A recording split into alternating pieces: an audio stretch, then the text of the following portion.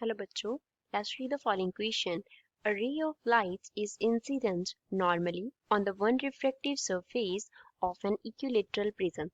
Equilateral prism के एक refracting surface पे हमने नॉर्मल डायरेक्शन में क्या किया, रे ऑफ लाइट को इंसिडेंट किया.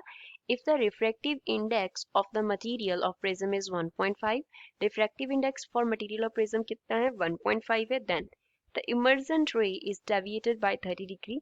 इमर्जेंट रे 30 डिग्री से डेविएट होगा. Emergent ray is deviated bye 60 degree, वो 60 डिग्री से डेविएट होगा. इमर्जेंट रे just graces the second reflecting surface. Second reflecting surface जो है उसको क्या करेगा, जस्ट ग्रेस करेगा, मींस उसके अलॉन्ग क्या करेगा, ट्रेवल करेगा. द रे undergoes total internal reflection at the second refracting surface. second refracting surface पे total internal reflection हो जाएगा. Last option, the ray emerges normally from the second refracting surface. second refracting surface से जो ray है वो क्या करेगा, normal direction में emerge करेगा. So first of all we will talk about the key concept used in the question. इस question में क्या key concept use हो रहा है. तो इसके लिए हम बेसिकली क्या करेंगे, एक प्रिज्म की डायग्राम बनाएंगे, उसको अंडरस्टैंड करेंगे कि उसका रेज जो है वो किस डायरेक्शन में ट्रेवल करती हैं, रेज कैसे ट्रेवल करती हैं उसको अंडरस्टैंड करेंगे. सेकेंड थिंग हम इसमें क्या स्टडी करेंगे, इसके की कॉन्सेप्ट में टोटल इंटरनल रिफ्लेक्शन क्या होता है. टोटल इंटरनल रिफ्लेक्शन क्या होता है हमें वो पता होना चाहिए. टोटल इंटरनल रिफ्लेक्शन को हम टी आई आर से डिनोट करेंगे. टी जो है वो टोटल हो गया, टी आई क्या हो गया, इंटरनल, आर क्या हो गया, रिफ्लेक्शन हो गया. तो यहाँ पे हम टी आई आर लिखेंगे, that means total internal reflection होगा. पहले तो प्रिज्म में रेज जो है वो कैसे मूव करती हैं. सपोज ये हमारे पास क्या है, एक प्रिज्म है और ये प्रिज्म का हमने क्या बेस कंसिडर किया और ये क्या हो गया, एंगल ऑफ प्रिज्म हो गया. इसका रिफ्रैक्टिव इंडेक्स म्यू हो गया. बाहर एयर है तो उसका रिफ्रैक्टिव इंडेक्स एयर के लिए कितना होगा, 1 होगा फॉर एयर.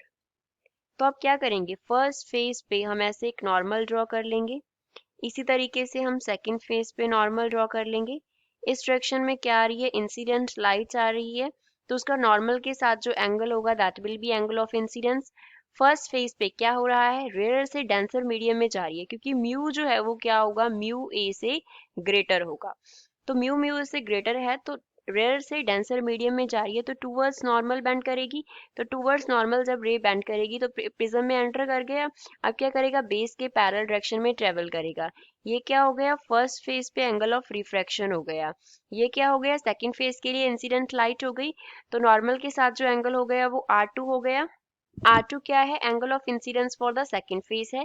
तो आफ्टर क्या करेगी, सेकंड फेज से डेंसर से रेयर मीडियम में जाएगी तो away from the normal bend करेगी तो इस डायरेक्शन में चली जाएगी. ये क्या हो गया, हमारा एंगल ऑफ इमर्जेंस ई हो गया. अब रे को जाना चाहिए था इस डायरेक्शन में लेकिन रे जा रही है इस डायरेक्शन में, तो इतना रे क्या हो गया, डेविएट हो गया, डेल्टा. तो डेल्टा जो है वो रिप्रेजेंट कर रहा है एंगल ऑफ डेविएशन को. एंगल ऑफ डेविएशन, कितने एंगल पे जो रे है वो डेविएट हुई है. ये तो हमारे पास प्रिज्म में रेज का कोर्स हो गया कि रेज कैसे ट्रेवल करती हैं. अब हम टोटल इंटरनल रिफ्लेक्शन की बात करेंगे. उसको अंडरस्टैंड करने के लिए एक सरफेस बाउंड्री कंसिडर कर लो. ये हमारे पास सरफेस की बाउंड्री हो गई. इसके नीचे जो है वो डेंसर मीडियम है और इसके ऊपर क्या है, रेयर मीडियम है. क्या है, रेयर मीडियम है. अब इसके लिए हम एक नॉर्मल ड्रॉ करते हैं. रे ऑफ लाइट जो है वो डेंसर मीडियम से रेयर में जा रही है. रे ऑफ लाइट जो है वो डेंसर मीडियम में इंसिडेंट होगी तो उसकी जो डायरेक्शन होगी वो कुछ इस तरीके से ये हमने बना ली. नॉर्मल के साथ जो एंगल होगा that means angle of incidence I हो गया. अब जिस पोजीशन पे एंगल ऑफ इंसिडेंस है सी हो जाता है, सी जो है वो क्रिटिकल एंगल को रिप्रेजेंट करता है, क्रिटिकल एंगल. तो उस केस में रे ऑफ लाइट जो है वो क्या करती है, 90 डिग्री के एंगल पे रिफ्रैक्ट होती है. मींस रे ऑफ लाइट जो है वो इस डायरेक्शन में अलोंग द सरफेस क्या करेगी, मूव करेगी. जैसे हमें बोला क्या गया था कि सरफेस के लॉन्ग ग्रेस करती है, मींस सरफेस के लॉन्ग क्या करती है, मूव करती है. और एंगल ऑफ रिफ्रैक्शन जो है वो कितना हो जाता है, 90 डिग्री हो जाता है for angle of incidence is equals to critical angle. अब सपोज हमारा आई जो है वो सी से बड़ा हो गया. क्या कंडीशन कंसिडर कर रहे हैं, जो आई है वो सी से बड़ा हो गया. अगर आई सी से बड़ा होगा तो रे ऑफ लाइट इस डायरेक्शन में इस तरीके से आ रही है. यहाँ पे इस रे का जो एंगल है वो आई से बड़ा मीन सी से बड़ा है, आई इज ग्रेटर देन सी। तो अगर आई सी से बड़ा होगा तो उस केस के लिए जब angle of incidence critical angle से बड़ा होता है, रे ऑफ लाइट जो है वो उसी मीडियम में रिफ्लेक्ट हो जाती है। यहाँ पे ये क्या हो गया, एंगल ऑफ रिफ्लेक्शन हो गया। हमारे पास अब क्या हो गया, रे ऑफ लाइट दूसरे मीडियम में क्रॉस नहीं की, उसी मीडियम में, उसी डेंसर मीडियम में वापस आ गई, तो इसको हम बोलते हैं टोटल इंटरनल रिफ्लेक्शन कंडीशन के टोटल इंटरनल रिफ्लेक्शन हो गया। ये कब अक्कर करता है, जब एंगल ऑफ इंसिडेंस जो है वो क्रिटिकल एंगल से बड़ा होता है। This is the condition for total internal reflection. अब इस क्वेश्चन को सॉल्व करते हैं। अब अगर हम रिलेशन की बात करें, a relation between refractive index mu and critical angle C, तो वो क्या होता है, this is equals to mu is equals to 1 upon sine C होता है।